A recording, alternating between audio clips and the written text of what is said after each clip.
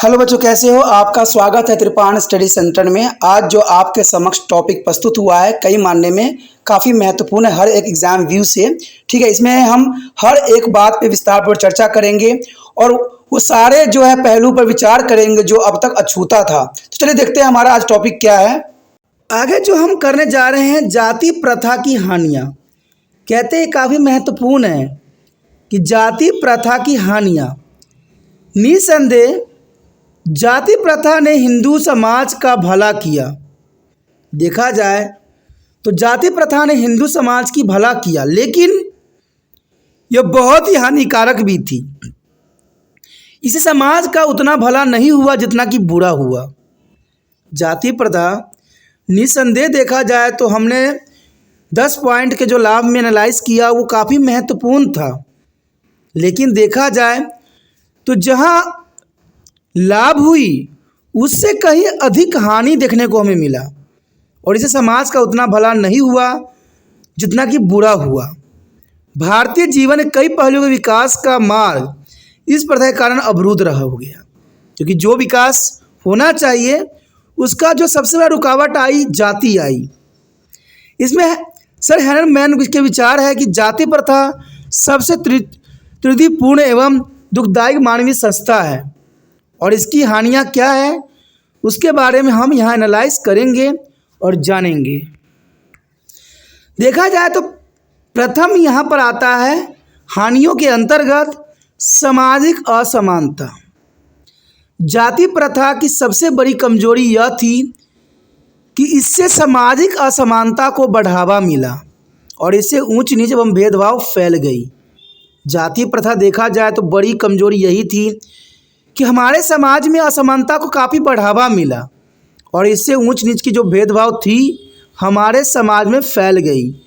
ब्राह्मणों एवं क्षत्रियों एवं वैश्यों के समाज में कई सुविधाएं प्राप्त थी जिनसे क्षुद्रों का वंचित रखा गया। यानी जो सुविधाएं ब्राह्मण क्षत्रिय वैश्यों को दी गई वो सुविधाएं क्षुद्रों को नहीं दी गई और इससे असमानताएं बहुत बढ़ा दी।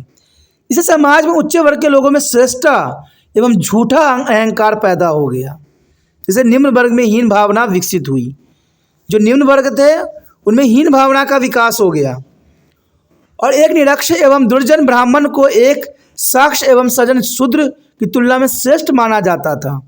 और ये हमने देखा भी कि ब्राह्मण में अगर वो दुर्जन और निरक्षर है फिर भी हम उसे उच्च कोटि को मानते हैं, लेकिन एक क्षुद्र में अगर श्रेष्ठ है तो उसको हम नीच मानते हैं। तो ये सामाजिक असमानता बहुत बड़ी बात आती है और यह लोकतंत्र के सिद्धांतों के विरुद्ध था, जिसमें सभी लोगों को सामान्य माना जाता है और ऐसी सोच एवं मानसिकता ने सामाजिक असमानता को काफ़ी हद तक जन्म दिया। तो कहते हैं सामाजिक असमानताएं का सबसे बड़ा कारण हमारे देश में जाति प्रथा का होना माना गया। उसके पश्चात हमारे समक्ष आता है छुआछूत की भावना। जाति प्रथा की एक और बुराई यह थी कि इसने छुआछूत की भावना तथा झूठे वर्ग जो है दंभ को प्रोत्साहित किया। इसमें एल बसम ने अछूतों को इस तरह परिभाषित किया कि अछूते लोगों के प्राचीन प्रतिनिधि क्षुद्रों से जो है नीचे थे, जिन्हें बाद में जाति युक्त दलित वर्ग या अनुसूचित जाति कहा गया। यानी देखा जाए तो बाद में दलित वर्ग के रूप में जाने गए, अनुसूचित जातियों के रूप में जाने गए। तो ये सब अछूते वर्ग के लोग थे, क्षुद्रों के वर्ग के लोग थे। इन लोगों को बहुत से समूहों को जिक्र चंडाल के नाम से भी जाना गया।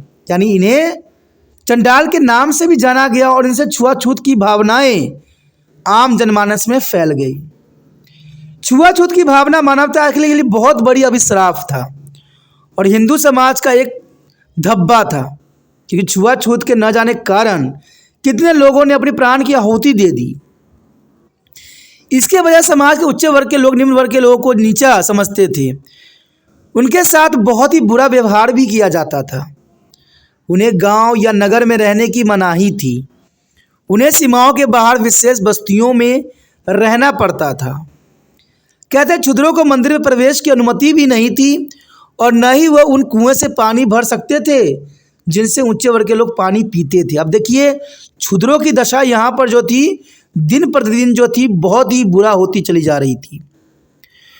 और यहाँ तक कि उच्च वर्ग के लोग उनकी परछाई से भी दूर रहते थे, क्योंकि उनका परछाई को भी छू लेने से वो अशुद्ध हो जाते थे। और ये सब हमारे समाज में थे। यह छुआछूत की भावना समाज के लिए बहुत बड़ा अभिशाप बन गई। और इस अमानवीय व्यवहार के कारण निम्न वर्ग के बहुत से लोग हिंदू धर्म को त्याग कर दूसरा धर्म जैसे ईसाई, इस्लाम आदि को अपना लिया।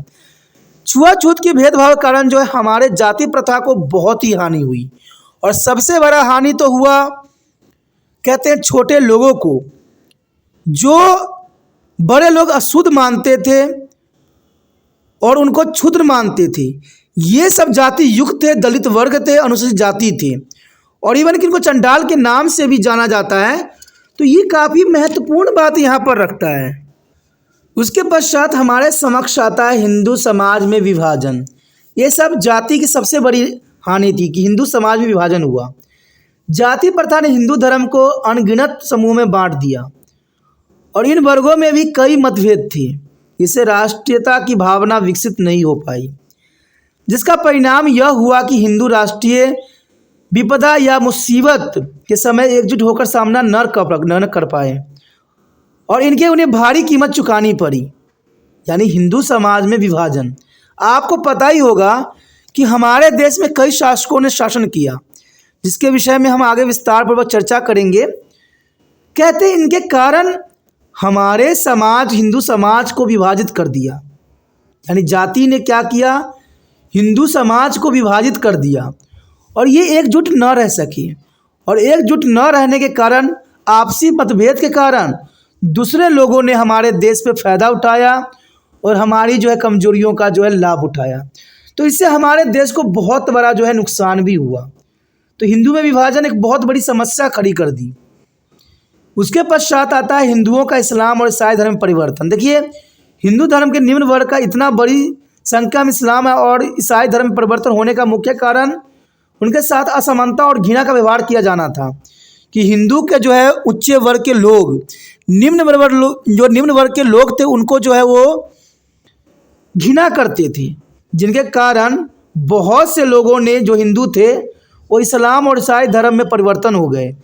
क्योंकि इस्लाम और ईसाई धर्म ऐसा धर्म था जहाँ पर और कोई वर्ग नहीं थी और ये बहुत ही जो है जातियों के भेदभाव से दूर था।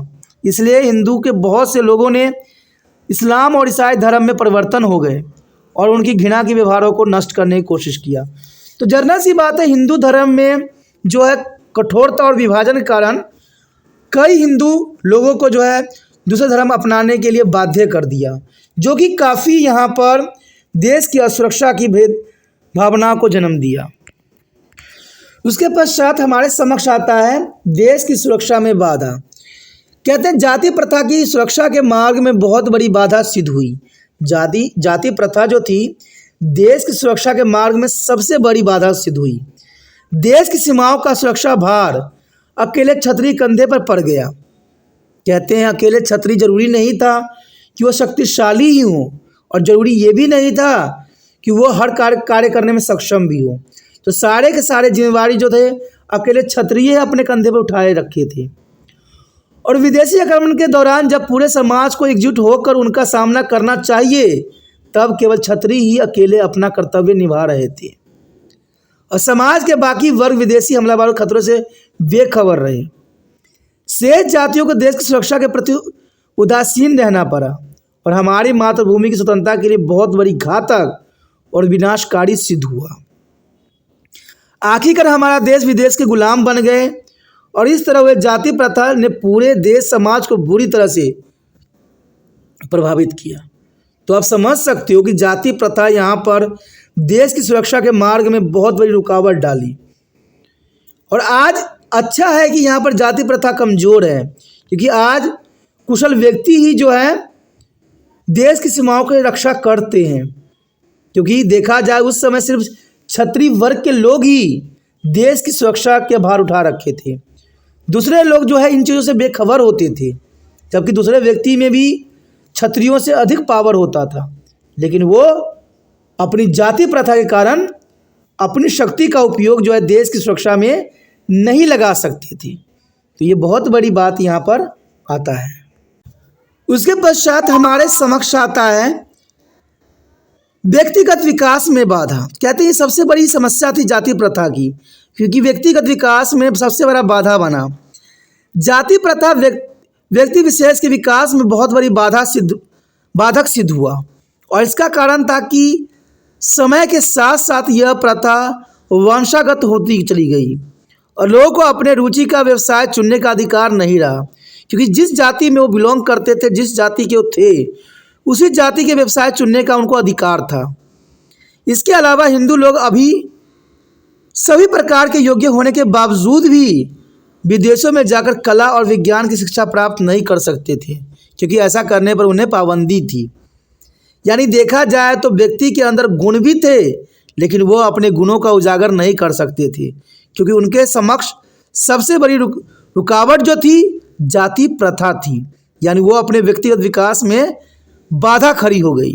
जो जाति थी वो व्यक्तिगत विकास में सबसे बड़ी बाधा साबित हुई, और ये काफ़ी महत्वपूर्ण बात है। देखा जाए आगे हिंदू धर्म के विकास पर रोक।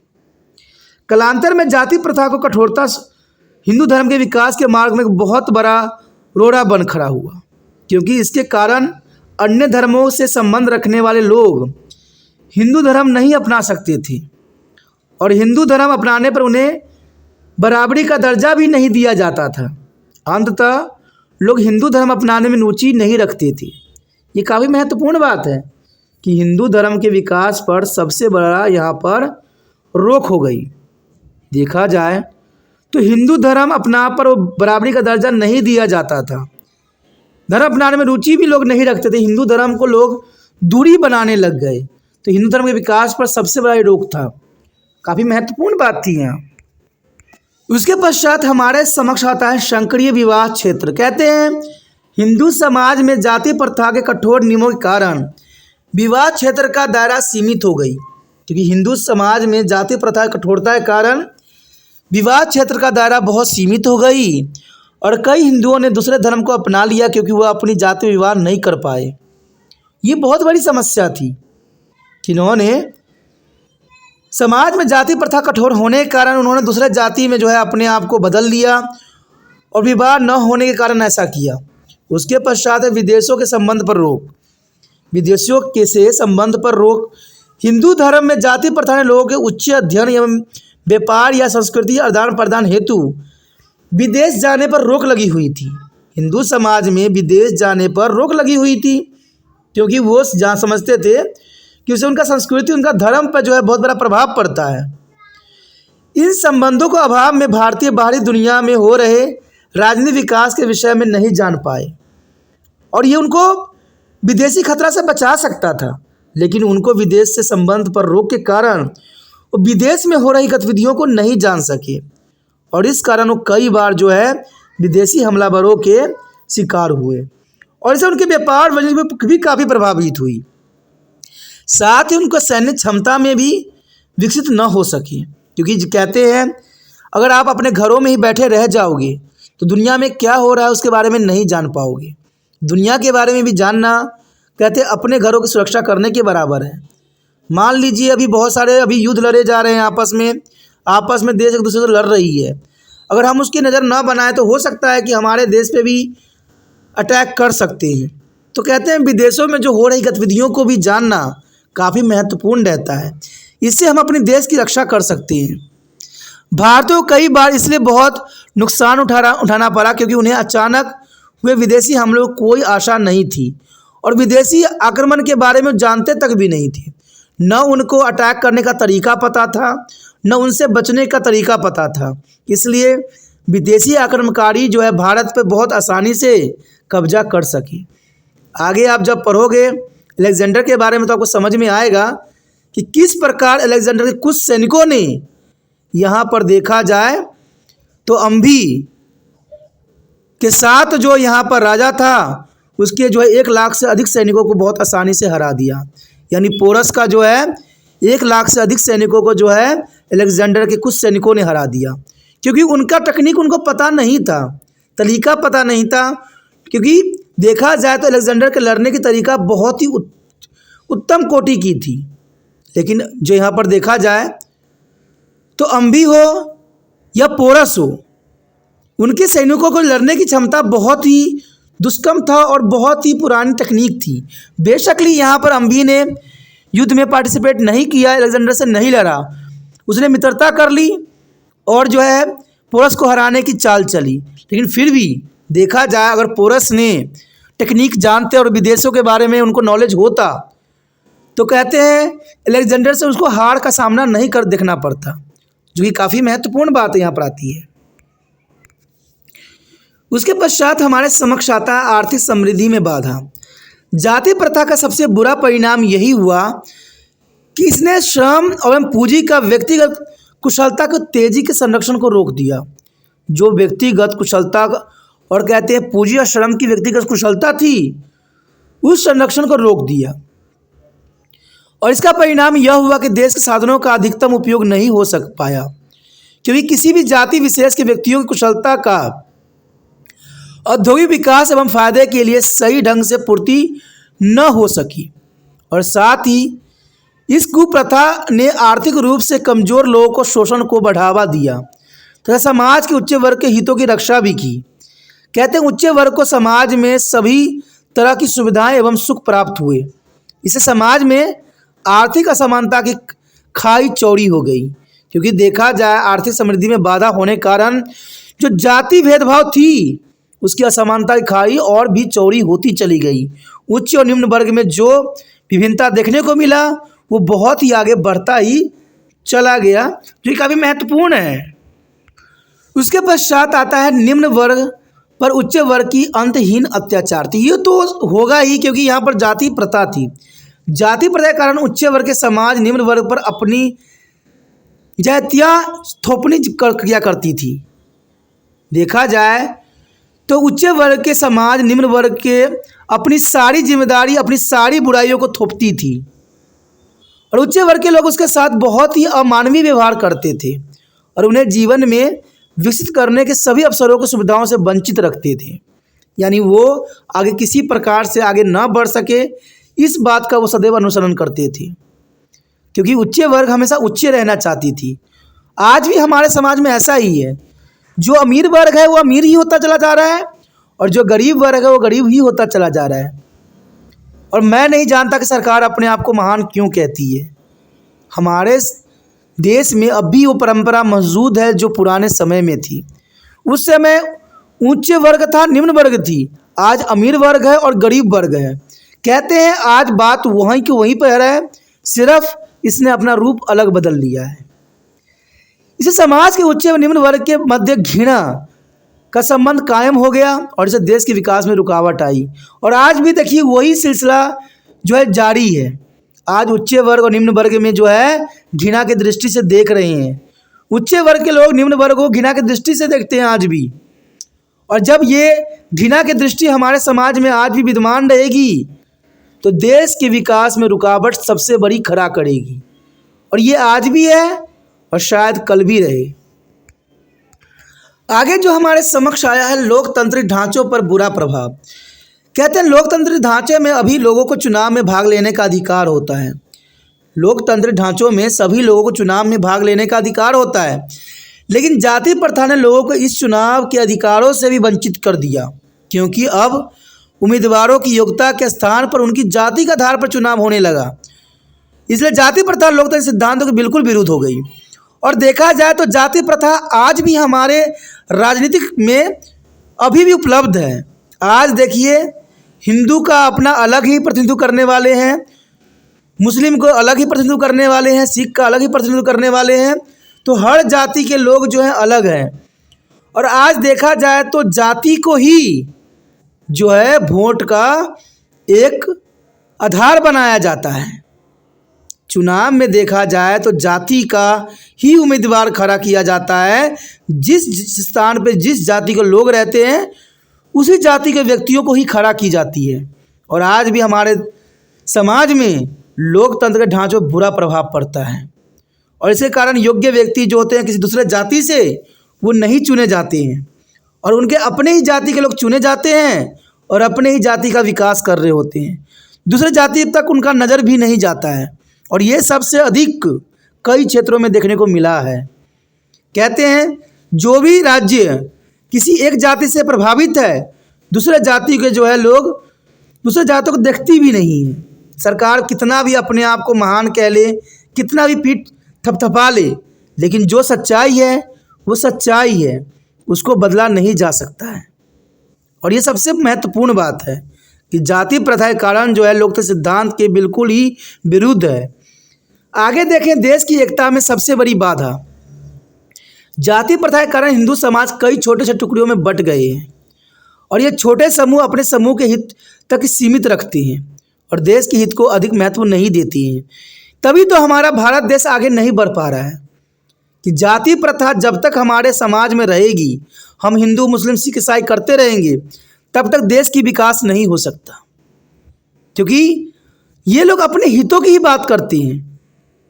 और देखिए आज हमारे देश में भी ये प्रावधान है। मैं तो सरकार से एक प्रश्न उठाना चाहता हूँ कि जब देश में हमारा देश का सरकार एक होता है तो ये क्षेत्रीय सरकार क्यों होती हैं, जिसे अब अपने ही क्षेत्र के दायरा का विकास कर रहे होते हैं। आप कहीं भी सेक्टरों में चले जाए, किसी भी शहरों में चले जाए, उस क्षेत्र के जो वहाँ पर जो है चुने जाते व्यक्ति होते हैं, वो अपने क्षेत्र में रोड हो कुछ भी हो उसको बार बार पॉलिश कर रहे होते हैं, और उसे उनके दायरे से अलग होगा तो हम उबड़ खाबड़ टूटा फूटा होता है। तो ये दो राय क्यों? सरकार जब एक हो सकता है तो इतने लोग क्यों इतने राजनीति में भरे पड़े हैं? हमारे देश का सबसे बड़ा विडंबना यही है कि हमारे देश में पार्टियां इतनी अधिक है, इतने लोग पार्टियों में सम्मिलित हैं कि लोगों की भलाई के लिए उनके पैसा ही नहीं बचता, सब के सब उनके जेब में ही चला जाता है। कहते हैं बहुत सरकार आई कि मिनिमम गवर्नेंस मैक्सिमम गवर्नेंस, लेकिन कहते हैं कुछ भी नहीं हो सका, सिर्फ ये कहावत थी और सिर्फ बातों में रही। मैं तो इस बात से हैरान हूँ कि आप इतने जो लोगों की क्यों ज़रूरत पड़ रही है हमारे देश में राजनीति में, छोटे लेवल पे बड़े लेवल पे। क्या है ये? अमेरिका को देखिए इन चीज़ों से कितना दूर है, तभी अमेरिका जो है डेवलपमेंट कंट्री है, वो विकसित हो चुकी है, और हमारा देश विकासशील है। और 50 साल से तो हम यही सुन रहे हैं विकासशील, और हम मुझे लगता है कि 100 साल और भी विकासशील ही हम सुनेंगे, और 100 साल क्या 250 साल तक भी ये बात बरकरार रहेगी, क्योंकि जब तक ये दलों के प्रपंड यहाँ पर हटेंगे नहीं, देश विकास नहीं करेगा। कोई भी पार्टी जो है अपना व्यक्तिगत ही विकास सोचता है, देश का विकास नहीं सोचता। देश का विकास तो उनको सिर्फ मुंह पे भाषण में होता है, जो जनता को बरगला रही होती है। तो देश की एकता में सबसे बड़ी बाधा साबित होगी, और लोकतंत्र के ढांचों पर ही सबसे बुरा प्रभाव पड़ेगा। आगे हम देखें, देश की एकता में बाधा तो ये काफ़ी महत्वपूर्ण है। जाति प्रथा ने हिंदू समाज को कई छोटे टुकड़े में बदला है, और इसको हितों अपने देश की हितों रखते हैं। इसे देश की एकता में सबसे बड़ी बाधा खड़ी हुई है, और हमारा देश बहुत ही आसानी से विदेशियों का गुलाम बन गया है। आप सोचिएगा ये कि अभी हम तो गुलाम हैं ही नहीं, लेकिन आप शायद आप इस गलत फहमी में हो, आज आप भी गुलाम हो। क्या विदेशी के आप गुलाम नहीं हो? आप कपड़े पहन रहे हो, खाना नूडल खा रहे हो, ये तरह तरह के बर्गर विदेशी खा रहे हो, चाइनीज़ चीज़ें खा रहे हो, तो क्या आप विदेश का गुलाम नहीं हो? अगर आपके कहते हैं आज घर में सब्जी रोटी बनती है तो आप इनकार करते हो, आपको मैकडॉनल्ड पिज़्ज़ा पता न क्या क्या चाहिए होता है, तो आप आज भी विदेशी गुलाम हो। तभी तो विदेश की कंपनियों को आज भारत में व्यापार करने में बहुत ही मुनाफा हो रही है। और भारत के देखा जाए तो बड़े बड़े नेता लोग भी इन विदेशी कंपनियों को आमंत्रण कर रहे हैं, आइए हमारे देश के नौजवानों को बर्बाद कीजिए और अपनी आदत लगाइए। अरे जिस देश के रहने वाले उस देश की कल्चर को तो समझो, विदेशी चीज़ों में क्यों आप जो है तड़प रहे हो। और आपको मैं बता दूं साफ साफ शब्दों में, कोरोना वायरस जब हुई थी ना, तो इसका प्रभाव विदेशों में अधिक देखने को मिला, हमारे भारत में नहीं देखने को मिला, कम देखने को मिला। कारण क्या था कि हमारे देश के लोग जो हैं नेचुरल चीज़ों का जो उपयोग करते हैं, विदेश में देखा जाए तो हर केमिकल चीज़ों का उपयोग होता है। अगर आप भी उन्हीं की चीज़ों की आदी हो गए तो आने वाला समय में आपका भी वही दुर्दशा होगी। इसलिए दोस्तों, हमें विदेशी चीज़ों का गुलाम नहीं बनना है, हमने देशी चीज़ों का यूज़ करना है, देशी चीज़ों का इस्तेमाल करना है, प्रयोग करना है। भारत जितना भी भारत के नेता लोग कह ले कि हम स्वदेश को जो है स्वदेशी चीज़ यूज़ कर रहे हैं, सारे विदेशी कंपनी को भारत में आमंत्रित कर रहे हैं, तो बात तो वही पड़ गई। ऐसे ही अलेक्जेंडर को अम्भी ने निमंत्रण दिया था, ऐसे ही बाबर को भी निमंत्रण भेजी गई थी, ऐसे ही अंग्रेज को भी निमंत्रण किया गया था यहाँ व्यापार करने के लिए। अब फिर से वही जो है कहानी दोहराई जा रही है कि विदेशी कंपनी को भारत में निमंत्रण दिया जा रहा है। फिर से जो है वही गुलामी के जो कुचक्र होगा वो विकसित होगी। आगे है हिंदुओं के सामाजिक विकास पर प्रभाव। हिंदुओं के विकास के समय में जाति प्रथा एक बहुत बड़ी बाधा सिद्ध हुई है। हिंदुओं के विकास के समय में जाति प्रथा सबसे बड़ी बाधा हुई है। हिंदू जो है गैर हिंदुओं से संबंध स्थापन पर रोक लगाकर उनके जीने एवं विकास के मार्ग में सबसे बड़ी बाधा खड़ी कर दी है, और इस तरह से सामाजिक सुधार एवं अन्य विकास भी काफ़ी प्रभावित हुई है। बल्कि कुछ सामाजिक कुरीतियों जैसे बाल विवाह, शिशु हत्या, दहेज प्रथा आदि जन्म हुए, जिससे सामाजिक विकास काफ़ी बाधित भी हुई है। यानी हिंदू के विकास में जो है जाति प्रथा सबसे बड़ी रुकावट है। उसके पश्चात हमारे समक्ष आता है सार्वभौमिक भाईचारे के विरुद्ध। कहते हैं भारत में जिस जाति प्रथा का अनुसरण किया जाता है वो वैदिक भाईचारे की भावना के जो है पूर्णतः विरोधी है, और इसके सरे गले रीति रिवाज एवं संक्रिय मानसिकता का आज के विश्व में कोई स्थान नहीं, क्योंकि हम आज अलग विचारधाराओं के साथ आगे बढ़ रहे हैं। वह भी जब पूरा विश्व मानव मात्र में सार्वभौमिक भाईचारे की भावना का विकास कर रहा है। आज पूरा विश्व जो है मानव मात्र में सार्वभौमिक भाईचारा की भावना को जो है पुण्य विकास कर रहा है, और आज के युग में न केवल समाज की बेहतरीन के लिए बल्कि संपूर्ण विश्व के लिए इस जाति प्रथा का अंत किया जाना काफ़ी महत्वपूर्ण है, जो काफ़ी जरूरी भी है। आगे जो हमारे समक्ष आया है जाति प्रथा का भविष्य। कहते हैं जाति प्रथा ने भारतीय समाज के लाभ के बजाय हानि ही पहुंचाई है, और कहते हैं इसकी मुख्य भूमिकाएं भी निभाई है। यानी देखा जाए तो जाति प्रथा भारतीय समाज के लाभ के बजाय हानि पहुंचाने में मुख्य भूमिका अदा किया है, लेकिन वर्तमान समय में इसकी उपयोगिता समाप्त हो गई है। अंत इसका परिपूर्ण से अंत किया जाना चाहिए, और कई महान समाज धार्मिक सुधारकों जैसे भगवान बुद्ध, भगवान महावीर, राजा राम मोहन राय, स्वामी दयानंद सरस्वती आदि ने इसका कठोर शब्दों में आलोचना की है, और इसके जड़ से उखाड़ फेंकने के प्रयास भी किए गए हैं। 20वीं शताब्दी में राष्ट्रपिता महात्मा गांधी ने भी इस जाति प्रथा एवं छुआछूत की भावना का अंत करने के लिए अपना जो है सार्थक प्रयास किए हैं। तो देखा जाए सभी ने इस पर बहुत बड़ी जो है प्रहार किया है, जो जरूरी भी है और महत्वपूर्ण भी है। वर्तमान में पार्श्व शिक्षा और वैज्ञानिक कौशल, औद्योगिक विकास, अच्छे एवं सुलभ संचार के साधन, बड़े शहरों के विकास और सिनेमा हॉल, रेडियो, टेलीविज़न आदि ने इस जाति प्रथा के संक्रिय दीवारों तथा बंधनों को तोड़ डाला है, और इसका परिणाम यह हुआ है कि आज विभिन्न धर्मों, जाति एवं पंथों के मानने वाले लोग आपस में खुलकर मिलते हैं और संक्रिय मानसिकता का त्याग भी किया है।